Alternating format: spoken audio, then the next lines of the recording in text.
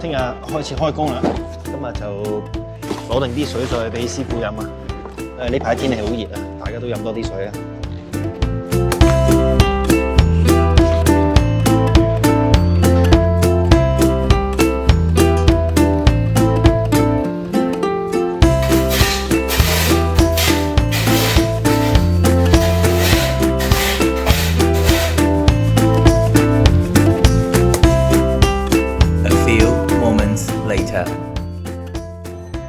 咁已經完成咗清拆啦，咁同大家講解下嚟緊會點設計啦。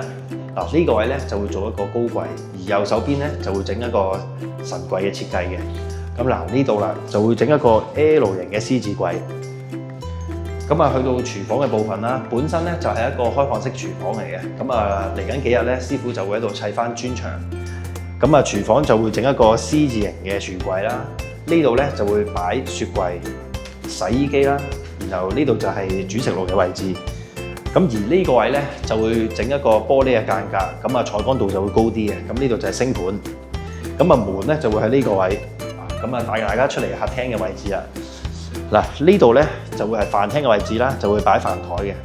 然後呢度咧就會整一個 TV 櫃，sofa 就喺呢度啦。然後帶大家去睇下入邊先。呢度咧就會跟翻佢原本嘅設計嘅，都係一個細廁所。而呢度咧就會係個主廁，有淋浴設備啦、坐廁啦，同埋洗手盤。帶大家睇下嗰個主人房。主人房呢度咧就會係床啦、床頭櫃，然後就會有一個高櫃喺度嘅。嚟到呢度啦，呢度咧就會係兩姊妹住嘅房，會做一個7字櫃，上床下櫃。然後呢度咧就會做一張書台。咁嚟緊咧，我哋都會繼續更新呢個單位嘅工作進度嘅。大家如果有興趣啦，歡迎留意下一集。